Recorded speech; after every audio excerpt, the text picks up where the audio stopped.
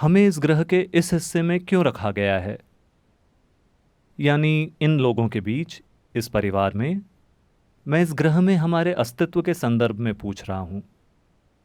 और मेरा दूसरा सवाल भगवान के बारे में हमारे विश्वास से जुड़ा हुआ है। हमारे जन्म से पहले और हमारी मौत के बाद हमारे जीवन को कौन कंट्रोल करता है? आप बहुत सी चीजों में विश्वास करते हैं। आप मानते हैं कि जन्म से पहले आप कहीं थे, मरने के बाद आप कहीं और जाने वाले हैं। ये सब बहुत सारी धारणाएं हैं। जब आपके पास इतनी सारी धारणाएं हों तो सच जानने का कोई रास्ता नहीं है ना? अगर आप सच जानना चाहते हैं तो पहली चीज ये है कि आप कोई भी धारणा ना बनाएं, है कि नहीं? अगर आपकी रुचि सच में है, अगर आप सत्य की खोज में हैं, इसका मतलब आपने कोई धारणाएं नहीं बनाई हैं, है ना?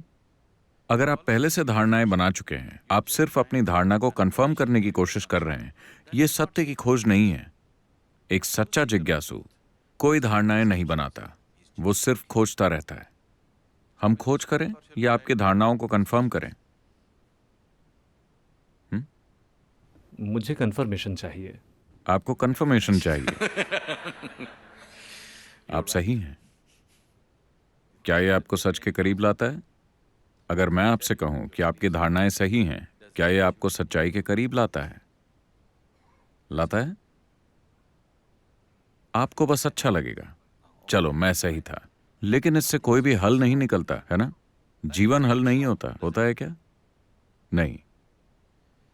इसलिए अपनी आस्थाओं की पुष्टि का कोई मतलब नहीं। इंसानों के साथ ये एक बहुत बड़ी समस्या है। वो चाहते हैं कि वो हमेशा सही हो। ये सबसे बड़ी समस्या है।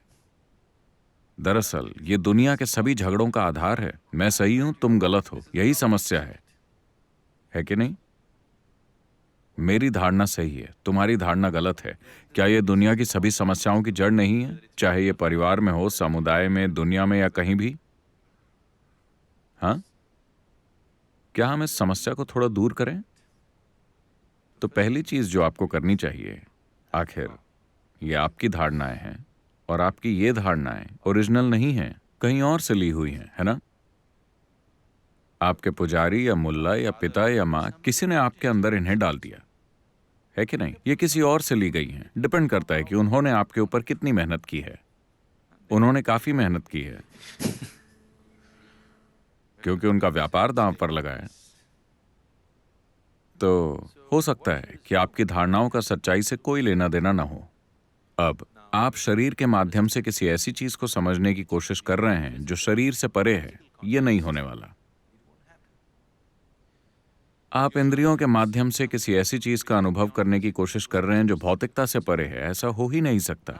आप समुद्र की गहराई नापना चाहते हैं और आप 1 फुट की स्केल लेकर वहां गए, आप गलत नतीजे पर ही पहुंचेंगे, है ना? अगर आपको समुद्र की गहराई नापनी है तो आपका पहला काम है सही इंस्ट्रूमेंट लेकर आना। हाँ, हाँ या ना? यह आपका पहला काम है।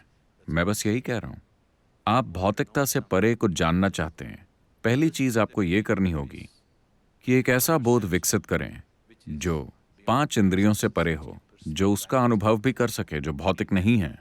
केवल तभी आप जान पाएंगे, वरना आप केवल विश्वास या अविश्वास कर पाएंगे, है ना?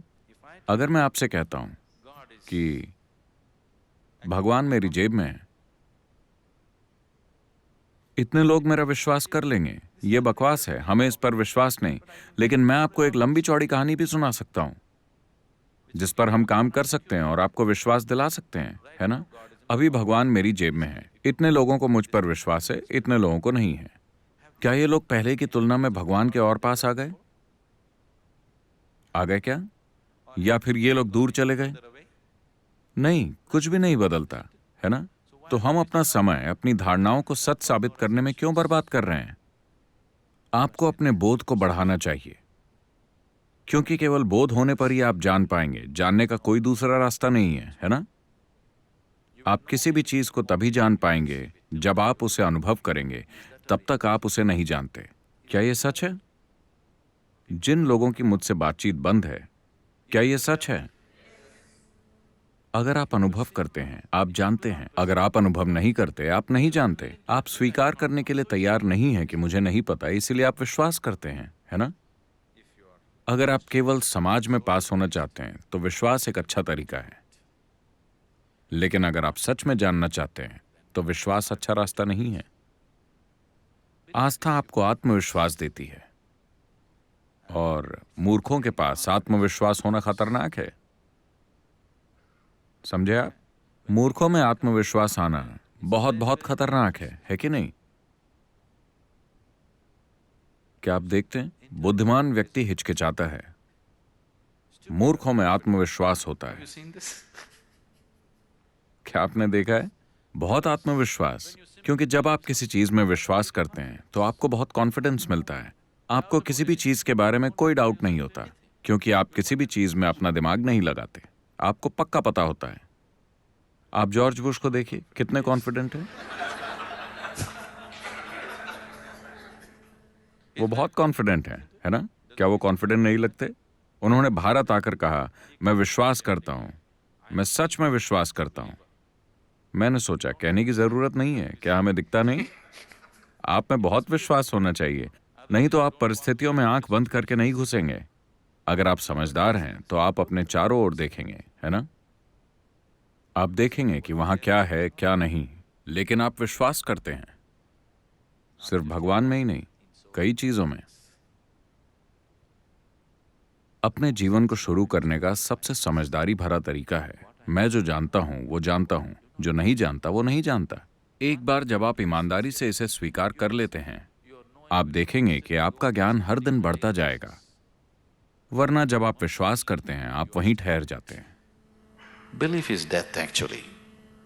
विश्वास वास्तव में मृत्यु है। मार्क्स ने कहा है, धर्म अफीम है, क्योंकि ये लोगों को सुला देता है। उन्होंने सही कहा है, ये लोगों को सुला देता है ना? इसने सुलाया है ना? नींद आरामदायक है, इसमें बुरा क्या है? नींद ही क्यों, आप मर क्यों नहीं जाते? ये और भी ज्यादा आरामदायक है, क्योंकि वैसे भी आप विश्वास करते हैं। आखिरकार भगवान आपका इंतजार कर रहे हैं, आप जाते क्यों नहीं? हाँ, है ना?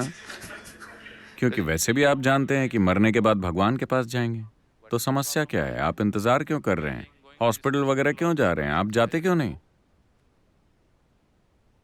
आप भगवान के पास जाने में देर क्यों कर रहे हैं? ये ठीक नहीं है। आप एक सच्चे विश्वास करने वाले नहीं हैं, है ना?